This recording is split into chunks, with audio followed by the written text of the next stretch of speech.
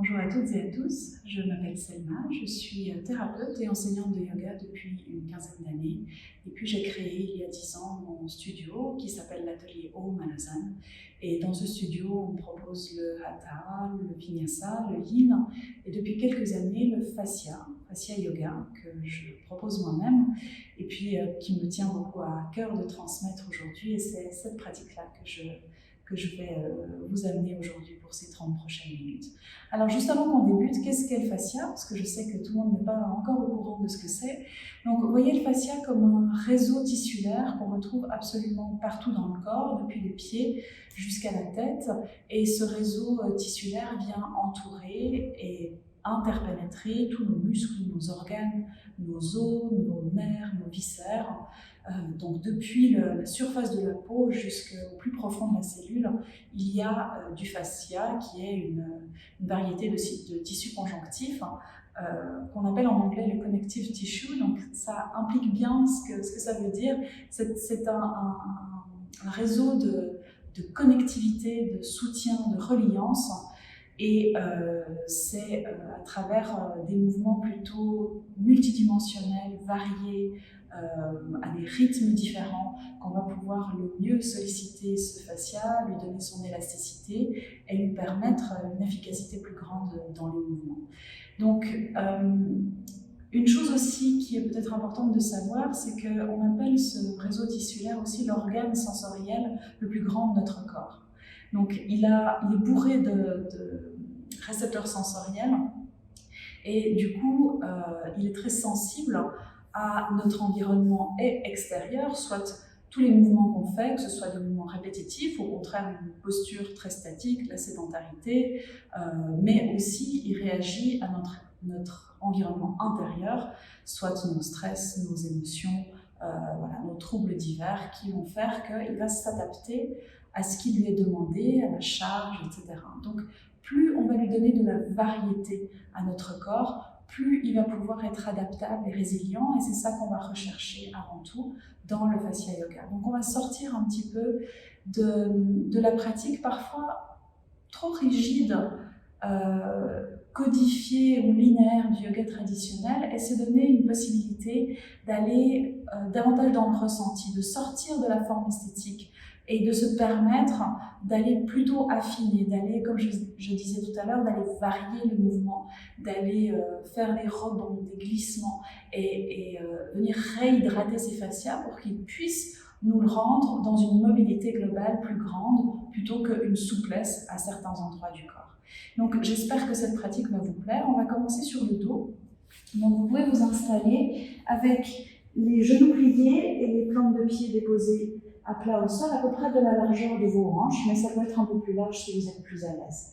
Et puis prenez le temps de bien étirer votre bassin vers l'avant pour que toute la colonne soit longue. Allongez aussi la tête derrière vous, et puis si vous sentez que le menton a tendance à pas mal partir vers l'arrière, n'hésitez pas à glisser une couverture sous votre tête. Et puis une fois que vous êtes à l'aise, vous pouvez commencer par déposer les mains sur le bas-ventre, fermer les yeux et prendre un petit instant ici pour laisser le corps se déposer. Prendre ce temps de recentrage pour venir trouver de la tranquillité à l'intérieur.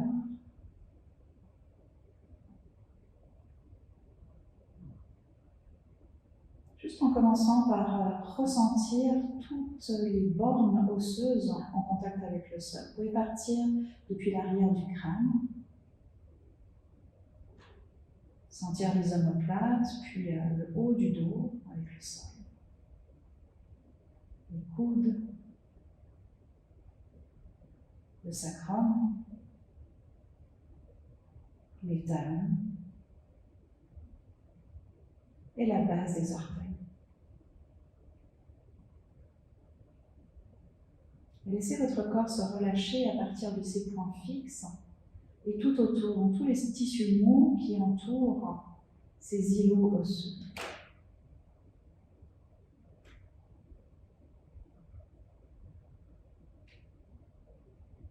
Dans ce relâchement, observez le va-et-vient du souffle, non seulement à l'entrée des narines, mais aussi dans vos deux cavités, cavité thoracique et abdominale. Et d'essayer déjà ici de percevoir cet aspect de tridimensionnalité où on vient ressentir pas seulement ce qui se passe à l'avant du corps, mais aussi sur les côtés et à l'arrière. Comment à chaque inspiration, je peux peut-être sentir ma cage thoracique en appui sur le sol qui prend un peu plus de poids, de présence. Sans avoir rien besoin de forcer, mais au contraire en subtilisant un peu plus les sensations.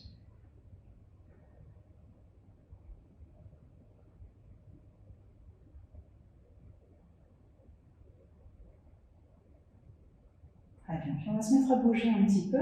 Donc, vous pouvez continuer à respirer au rythme qui vous convient. Et puis, on va venir faire quelques bascules du bassin pour venir réveiller un petit peu la colonne et puis voir comment elle réagit dans ces différents segments. Et puis, on va le faire déjà dans la bascule du bassin vers l'avant. Donc, on va tranquillement laisser le pubis descendre en direction des cuisses et permettre au bas du dos de se creuser. Donc là, je peux facilement glisser ma main sous mon bas du dos. Et ma musculature autour de la colonne commence à s'activer un petit peu. Et puis je relâche pour revenir dans la neutralité de la colonne, ce par quoi j'ai commencé. Puis on va le faire quelques fois comme ça, on peut le faire avec la respiration. J'inspire et je viens basculer mon bassin en avant, le dos se creuse. Et j'expire, je relâche toute la tension musculaire qui s'est naturellement engagée par ce mouvement pour déposer mon dos à nouveau au sol. Donc, allez-y quelques fois à votre rythme, à chaque inspire, ça creuse. Et à chaque expire, ça relâche. Et on va faire la même chose de l'autre côté, dans l'autre sens. On va inspirer sur place, et sur l'expire, le bassin va basculer vers l'arrière en plaquant le bas du dos dans le sol. Et sur l'inspire, à nouveau, on revient au neutre.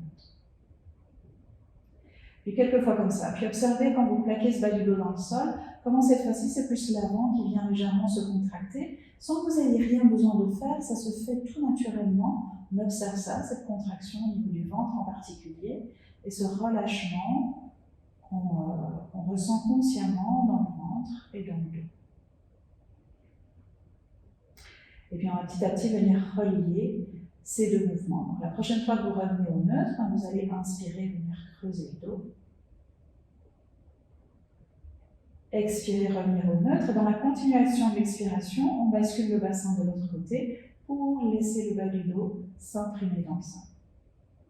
À chaque fois, on repasse par cette transition neutre. On commence à inspirer, on vient au neutre. Et dans la continuation de l'inspire, on creuse. On vient vraiment à chaque fois contracter une partie du corps, une fois le dos, une fois l'avant, avec ce petit moment de transition, de liberté entre l'avant et l'arrière. Et puis, si vous fermez vos yeux peut-être et que vous observez ce qui se passe dans le reste de votre colonne, jusque dans votre tête, vous pouvez peut-être imaginer, ou vraiment le percevoir si c'est libre, dans votre corps, que votre tête, elle bouge avec. Que quand le dos se creuse, naturellement, le menton il va se rapprocher un petit peu de la gorge, sans que j'ai besoin, là non plus, de lui indiquer quoi que ce soit. Et quand le bas du dos se plaque dans le sol, le menton, naturellement, s'éloigne. Et si ce n'est pas encore accessible, essayez juste d'avoir le moins de tension possible dans la nuque, dans les épaules, et de laisser la tête faire. Petit à petit, le mouvement viendra. Peut-être pas aujourd'hui, mais à force de répétition, vous verrez que ça change clairement la donne. Et puis, où que vous soyez dans votre mouvement, revenez au neutre. On va refaire ces bascules en avant et en arrière, mais cette fois-ci, on va les faire partir depuis les pieds. Donc, on va peut-être d'abord tracter les pieds vers soi. Donc, les pieds vont rester exactement où ils sont, mais énergétiquement, on imagine qu'on tire les talons vers les fesses. Et par cette traction sur le tapis, ça vient naturellement creuser notre dos. Et puis, je relâche la pression dans les pieds. Et maintenant, je pousse. J'imagine que j'allonge le tapis vers l'avant. Et ça me fait naturellement amener l'information depuis mes pieds à travers mon bassin et dans tout le reste de ma colonne avec le dos qui se plaque. Et puis je reviens et à nouveau. Puis essayez comme ça, toujours avec vos respirations. Je tracte vers les fesses, j'inspire. Je relâche et je pousse les pieds vers l'avant, j'expire. Et je plaque. Donc regardez pour vous comment ça se passe. Voyez si c'est plus facile peut-être de faire partir le mouvement depuis les pieds en laissant le reste du corps suivre. Dans le fascia yoga, on va toujours plus essayer de faire confiance, de refaire confiance à notre corps, qui a des capacités d'autorégulation et d'équilibre qui sont étonnantes. Il a son intelligence propre, son langage propre, et puis on aimerait essayer d'arrêter de court-circuiter un petit peu cette capacité qu'il a de trouver son mouvement et le laisser faire davantage. C'est une magie quand on s'adresse au corps de cette façon-là, de voir justement où il nous emmène. Ok, puis vous terminez votre mouvement, revenez au neutre un petit instant, vérifiez que tout est bien relâché dans votre musculature. Et puis, je ne vous l'ai pas dit tout à l'heure, peut-être ça s'est fait naturellement, descendez un petit peu plus vos mains au niveau de l'avant de votre bassin, là où vous pouvez ressentir vos épiniliaques, ces petits os proéminents à l'avant des hanches, et vous déposez peut-être le centre de vos paumes délicatement sur ces deux os ici. Et puis vous allez à nouveau pousser les pieds vers l'avant pour plaquer le bas du dos dans le sol, et vous allez continuer en montant cette fois-ci les fesses pour vous retrouver dans une sorte de demi-pont, mais pas le plus haut que vous pouvez, et vous avez encore un bon poids sur la cage thoracique. Très bien. Puis à partir de là, avec ses mains sur le bassin, on va nous aider à sentir un petit peu des mouvements plus fluides qu'on va chercher à créer au niveau des hanches. On va venir pousser fermement un pied dans le sol pour pouvoir faire monter la hanche de ce même côté. Donc là, j'ai poussé sur mon pied, ma hanche s'est soulevée un petit peu plus. Je pousse sur l'autre pour ramener les hanches à niveau. Puis je relâche dans mon premier pied pour laisser ma hanche s'effondrer un petit peu, la fesse descend, et je lâche dans l'autre.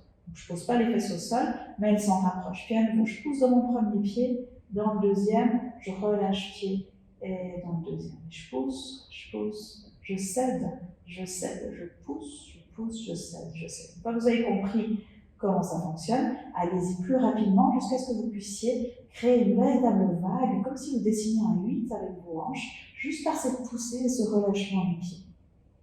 Observez s'il y a des saccades ou si c'est fluide. Vous pouvez bien sûr aller dans l'autre sens.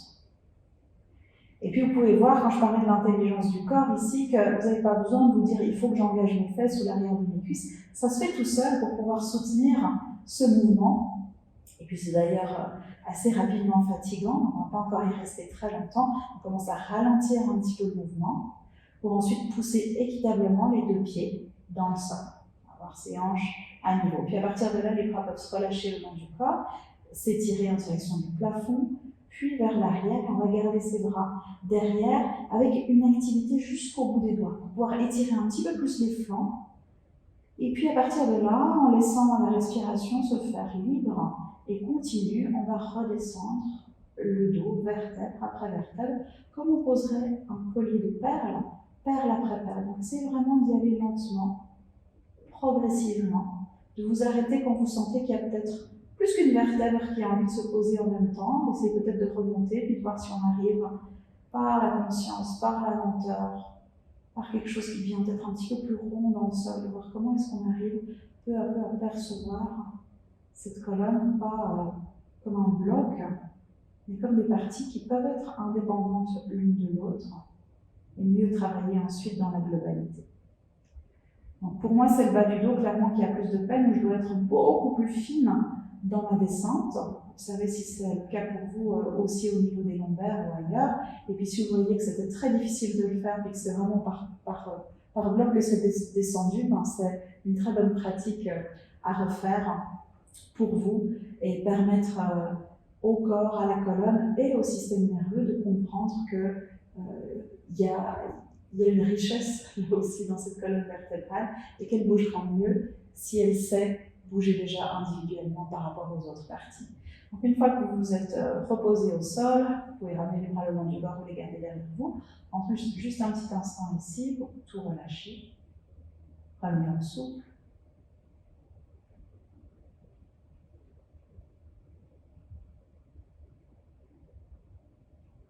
Et ensuite, on va ramener un genou après l'autre sur la poitrine. On vient soulever la tête et puis on laisse regrouper. On va faire quelques petits rockings en avant, en arrière pour continuer de masser un peu notre colonne. Soit le front qui reste proche des genoux, soit le regard qui monte vers le plafond. Ça ne va pas nous faire taper la tête en arrière, je vous promets. Puis on le fait encore une dernière fois. Puis à partir de là, on va passer dans un 4 pattes. Et puis on va continuer un petit peu à segmenter cette colonne, la ressentir différemment pour gagner en finesse et en intelligence de notre corps. Donc vous pouvez amener vos mains à la largeur des épaules, vous les placez bien sous vos épaules.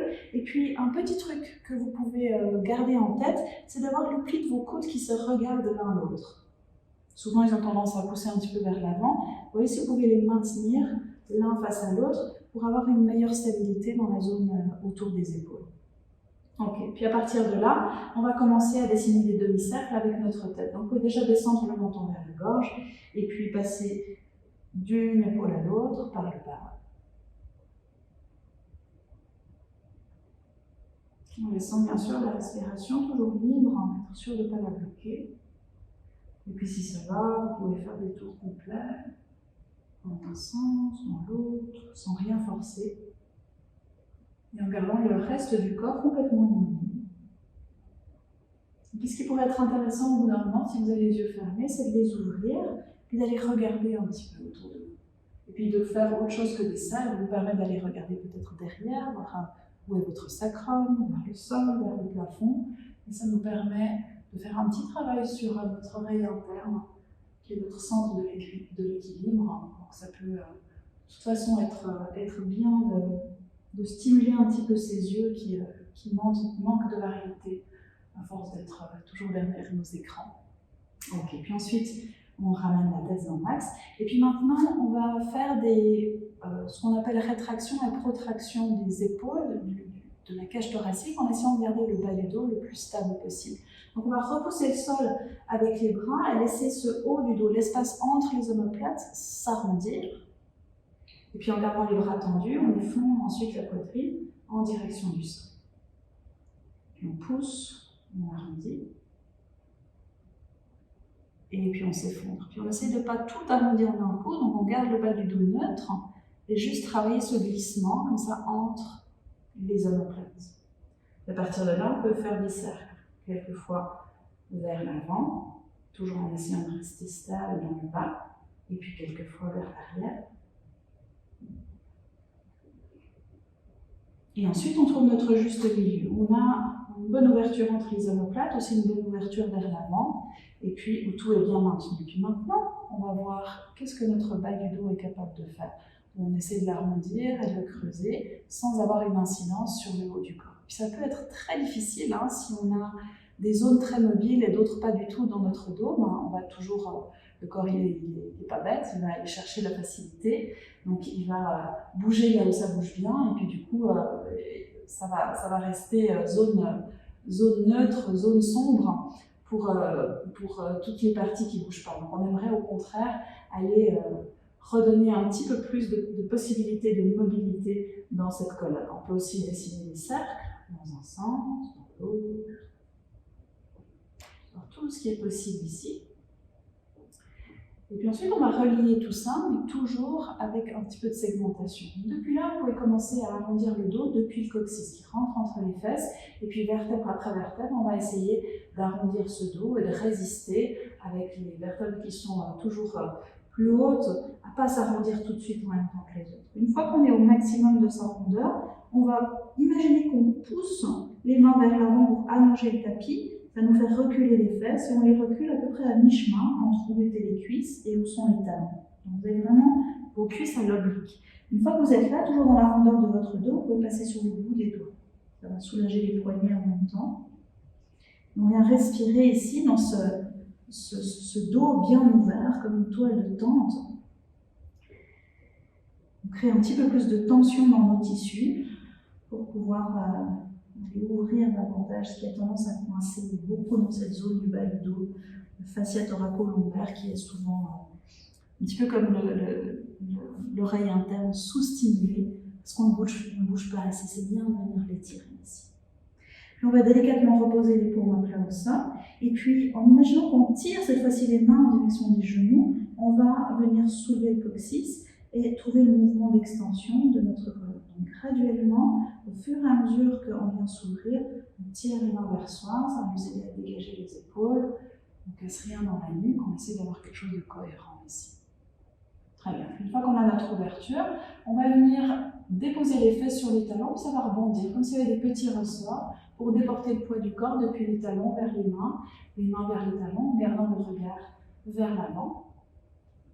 Et ça nous ramène de nouveau dans la verticalité de nos bras, puis on va refaire la même chose. Donc on arrondit depuis le coccyx, à travers chacune des vertèbres lombaires, puis ça remonte dans les dorsales, cervicales, la tête se relâche, on repousse bien le sol avec les bras, et ensuite on imagine qu'on allonge le tapis vers l'avant, ça nous fait reculer les fesses, puis on regarde quand on est à mi-chemin comme ça des talons, si on peut encore un petit peu plus enrouler notre coccyx entre les fesses pour agrandir encore cette ouverture à l'arrière. On peut passer sur le bout des doigts, prendre une ou deux respirations profondes dans notre dos.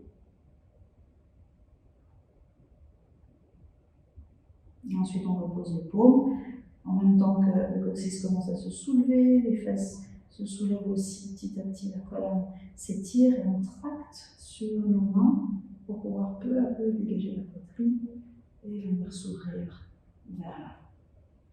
Et une fois qu'on y est, de nouveau on rebondit quelques fois, léger dans nos articulations. On peut le faire même avec les orteils recroquevillés, ça va nous ouvrir aussi un peu ces plantes des pieds, ça fait toujours du bien. Et ça donne un petit peu plus de propulsion vers l'avant, et du coup on travaille encore plus intensément nos articulations. Puis on revient à la verticale, et on va le faire une dernière fois. On arrondit, coccyx, lombaire, dorsale, jusqu'au sommet de la tête. Puis on tire les fesses en arrière. On passe sur le bout des doigts, on respire profondément. Et on se sert de ce bout des doigts qui repousse le sol pour aller encore accentuer notre flexion. On ne bloque rien à l'avant, on se laisse respirer naturellement. Et on commence à entamer le mouvement inverse, les mains se posent, elles tractent avec les genoux, les fesses se soulèvent, la colonne se règle dans son extension. Et toujours en gardant les fesses en arrière des genoux, comme ça on ne casse rien, on ne comprime rien dans le vertèbre lombaire. Et à nouveau, quelques petits rebonds. Et on peut rebondir avec le regard droit vers l'avant, ou bien on peut regarder à gauche, à droite, en haut, en bas, pour revenir un petit peu à ce qu'on a fait tout à l'heure. Et varier le travail. Ok. Très bien. Puis vous revenez dans votre quatre pattes, et puis peut-être si les poignets sont un petit peu fatigués, on peut les relâcher un instant, les fesses se déposent sur le talon, on peut ouvrir les paumes vers le plafond, bouger un peu les hanches à gauche, à droite, ça va faire en même temps un petit massage du dessus des pieds. Si on a envie de bouger un petit peu les poignets, faire des cercles, et bien sûr, on peut faire tout ce qui fait du bien pour aller soulager ce qui a besoin d'être.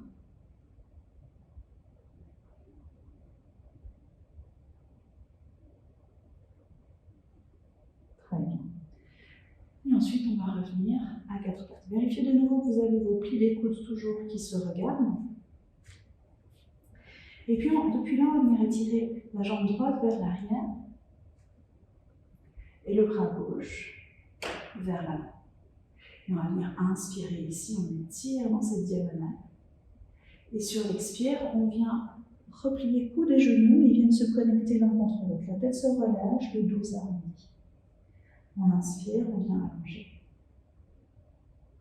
Et on expire, on replie. Et encore une fois comme ça, on allonge. On replie. Et quand vous réallongez la jambe, la main se dépose au sol, on vient réouvrir ici. Et le genou se plie et vient dessiner quelques cercles dans un sens et dans l'autre. Et puis depuis là, le pied va venir se poser à l'extérieur de la main. Les orteils s'ouvrent un peu sur le côté. Les mains peuvent avancer soit sur le bout des doigts, soit sur les paumes, soit ça peut changer un moment à être sur les pointes, ça dépend vraiment de comment vont les poignets. Et puis là, on va rentrer dans un mouvement beaucoup plus libre que ce qu'on a fait encore jusque-là. On va commencer tout simple par dessiner des cercles avec notre bassin, commencer à réveiller un petit peu cette zone-là. Et puis, ça peut commencer tout petit et puis s'agrandir au fur et à mesure à partir de ce qu'on ressent. Là aussi, on peut aller dans un sens et dans l'autre. Et puis, on va se permettre ensuite de bouger dans d'autres directions que juste ces cercles. Ça veut dire que les hanches peuvent reculer, le regard, le dos peut tourner dans un sens et dans l'autre. Les jambes peuvent se réajuster, les pieds bougent aussi. On essaie vraiment de réveiller tout ce qu'on peut réveiller dans le corps, pas seulement autour des hanches, mais tout ce qui peut ici s'engager ou se relâcher. On essaie d'avoir une cohérence et une communication entre tous les tissus, parce que tout est relié. Donc on se permet ici, plutôt que d'aller forcer une zone et toujours la même, d'aller enrichir ce vocabulaire de mouvement, d'aller enrichir tout ce qui peut l'être ici pour avoir un meilleur glissement entre les tissus, peut-être une meilleure hydratation aussi, et puis de se donner la possibilité de voir où sont nos résistances, parce qu'on peut bien avoir aussi les résistances ici, et de ne pas vouloir à tout prix tirer dessus pour que ça lâche, mais on hésite, on va ailleurs, on revient peut-être, et puis on regarde comment est notre mobilité dans cette zone-là. C'est vraiment comme ça vous vient, vous êtes complètement libre ici. Ensuite, on va peu à peu se stabiliser. La main gauche va rester à l'intérieur du pied. On croche les orteils du pied arrière, on se décolle. Et puis ensuite, on va étirer l'autre bras. Déjà vers l'avant, il va dessiner un grand cercle vers le ciel, vers l'arrière, et il continue à cercler. Puis en même temps que ce bras cercle, peut-être que je peux m'aider de mes jambes, avec les hanches qui montent, qui descendent, ou bien le poids qui se déporte un petit peu d'un pied à l'autre. Juste se rappeler que les jambes ne sont pas obligées d'être rigides et qu'elles peuvent bouger comme elles veulent. Le bras aussi, on peut faire d'autres mouvements que des cercles au bout d'un moment. Il peut les regarder derrière, sous le bras, entre les jambes, vers le haut, vers le bas. Puis on peut s'amuser un petit peu à pousser le poids d'un pied à la main ou d'un pied à l'autre pied. Et puis de voir comment notre corps réagit ici dans ce mouvement un petit peu plus élastique. On va chercher une certaine résilience ici dans nos tissus. Puis ça fatigue, bien sûr, donc on va réinspirer en se stabilisant ici. On expire, on repose la main, on repose le genou arrière et on revient à quatre pattes.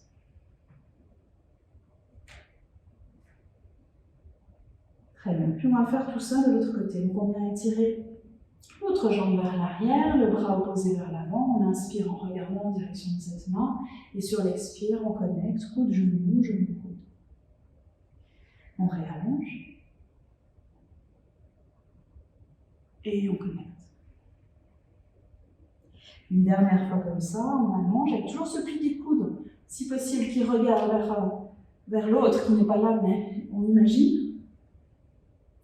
Et puis la jambe se réétire, mais la main se repose, le genou se plie et on va venir dessiner nos cercles. Dans un sens, dans l'autre, et là aussi, c'est assez libre. Le but est de mettre un petit peu plus de mouvement dans cette articulation. Et ensuite, le pied vient se poser à l'extérieur de la main. Puis de nouveau avec les orteils un peu ouverts, simplement parce que ça va nous donner beaucoup plus de liberté pour ouvrir dans le genou, dans la hanche, et nous donner la liberté de mouvement, tout simplement. Les hanches descendent un peu, les mains avancent. On commence, comme tout à l'heure, par des petits cercles.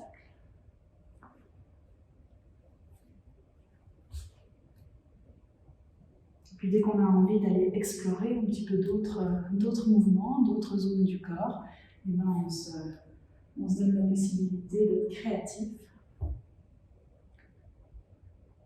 Et d'aller un petit peu réveiller nos tissus comme on malaxerait un pain avant de pouvoir le modeler comme on en a envie. On va recréer un petit peu de chaleur, on va se permettre ici de ne rien crisper, de ne rien bloquer, mais au contraire de rendre tout disponible pour que le corps trouve son chemin.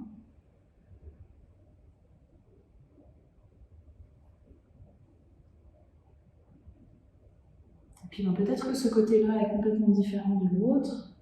On ne cherche pas les mêmes choses vu qu'on ne fait pas les mêmes mouvements. On aimerait que chacun de nos mouvements puisse être différent du précédent et différent de celui d'après. Il y a vraiment un ressenti. Tiens, qu'est-ce que ça fait quand je fais un mouvement particulier, quand je respire dedans? On essaye d'être curieux le plus possible de ce que notre corps a à nous dire par rapport à ce genre de choses. Ok, puis ensuite on revient au centre, le genou arrière se décolle, le bras s'étire déjà loin vers l'avant, puis vers le ciel, puis vers derrière. Je peux le suivre du regard si ça va. Et puis je peux m'aider des jambes comme soutien, si j'en ai envie, ou rester immobile. Et puis, comme tout à l'heure, on peut continuer à faire des cercles, se dire, j'aimerais que mon bras aille visiter différentes directions et voir ce qui se passe, où ça m'emmène. Il y a une grande, grande liberté dans ce type de pratique, une liberté qui peut faire un peu peur. On aime bien, ça peut être rassurant qu'on nous dise quoi faire, quand respirer, où mettre le pied, où mettre la main. Mais c'est ça qui est intéressant aussi, c'est de reprendre un certain pouvoir sur notre corps, puis se dire, en fait, ça peut être chouette de se donner cette liberté-là, de ressentir des choses un peu différentes et d'aller selon les limites vraiment de son corps. Ok, puis on repose la main, genou, l'autre vient à côté, et on va venir se relâcher en position de l'enfant à nouveau. Soit les mains se superposent, soit les poings se superposent, soit le front est directement au sol. Voyez ce qui vous convient le mieux. Et puis à nouveau, vous pouvez prendre un petit instant ici pour vous balancer de gauche à droite. Comme un bercement qui calme, qui détend.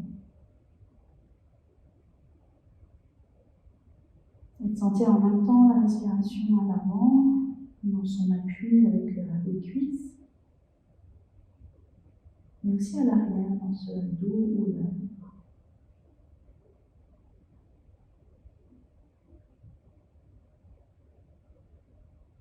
Quand c'est bon, vous venez vous stabiliser. Vous redressez. Et vous pourrez venir vous asseoir dans ce qui sera votre posture de méditation. On a juste terminé avec un tout petit travail respiratoire. Je vais venir montrer cette balle que j'aime beaucoup.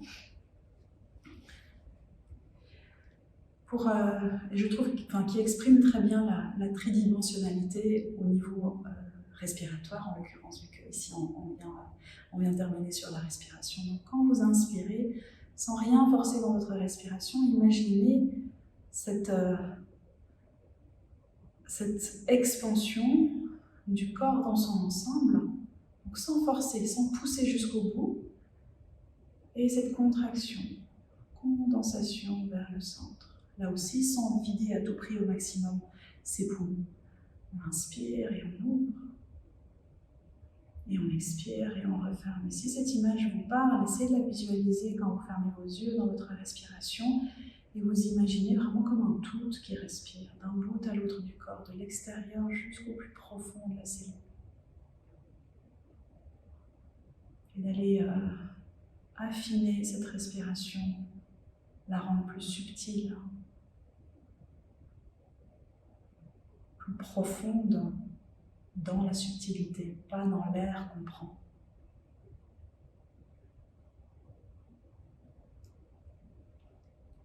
À la fin de votre prochaine expiration, vous pourrez amener vos mains en namasté devant le cœur, fermer vos yeux et juste prendre ce petit instant ici pour vous remercier et remercier votre corps.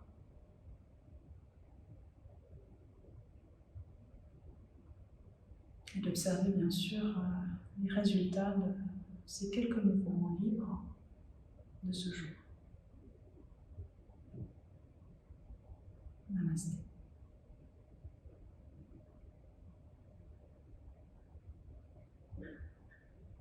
Merci.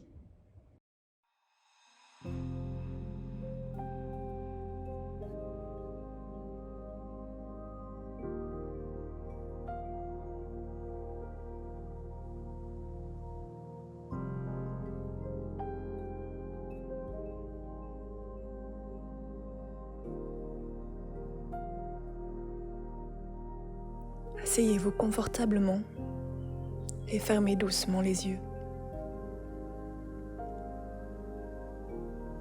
Prenez quelques profondes respirations.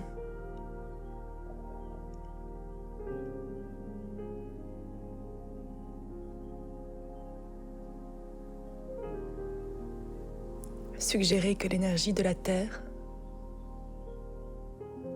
entre dans votre corps par vos orteils. pouvez remuer les orteils et sentir l'énergie qui afflue dans vos pieds et remonte dans les chevilles.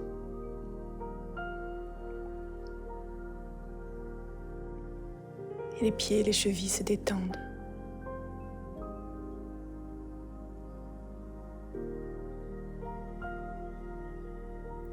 L'énergie remonte dans les jambes, dans les mollets et les tibias, jusqu'aux genoux. Et tout le bas des jambes se relâche.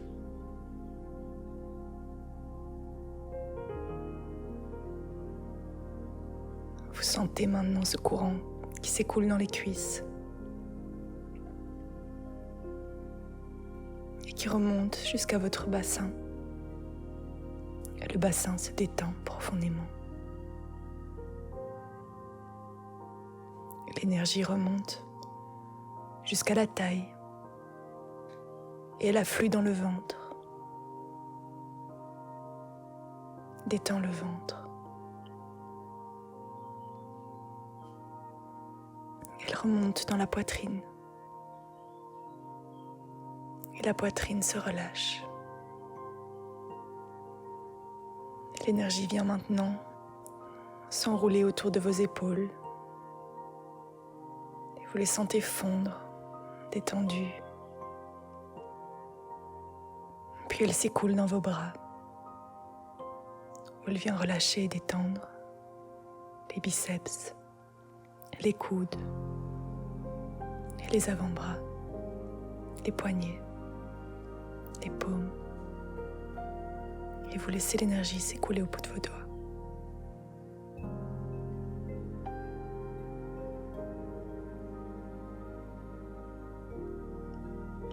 En repartant du bassin,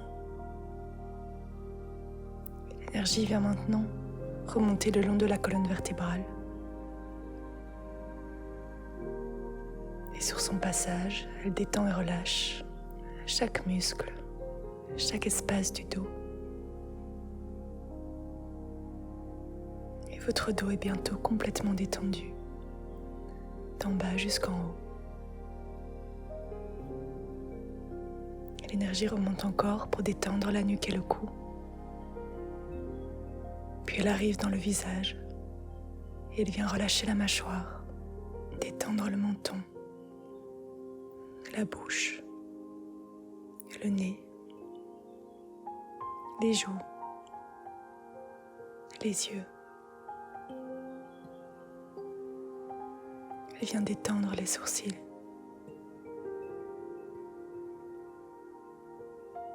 Et lisser le front. Elle remonte jusqu'au sommet de votre crâne. Et vous pouvez sentir comme votre corps entier est maintenant complètement détendu, relâché. Et votre esprit aussi est détendu.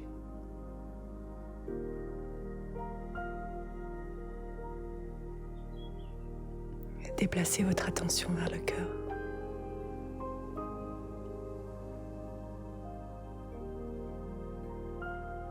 Depuis cet espace intérieur, vous pouvez suggérer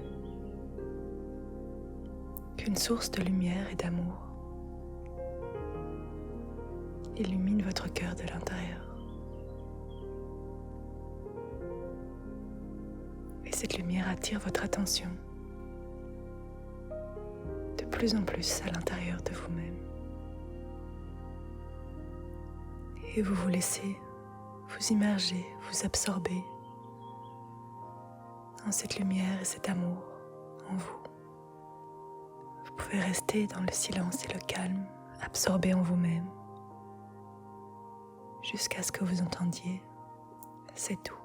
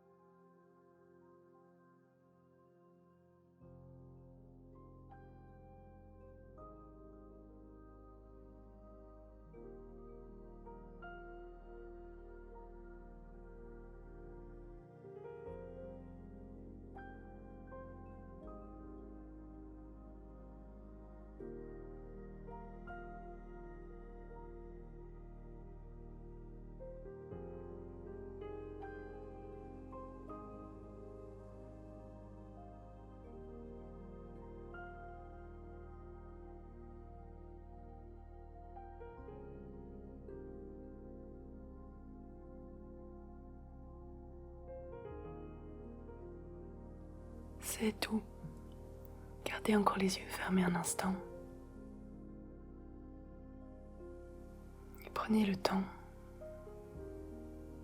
d'observer votre état intérieur après la méditation.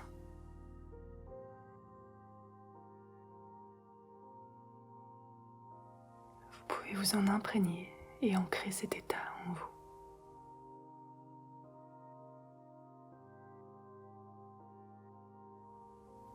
Quand vous vous sentirez prêt, ouvrez tout doucement les yeux en restant en contact avec votre cœur.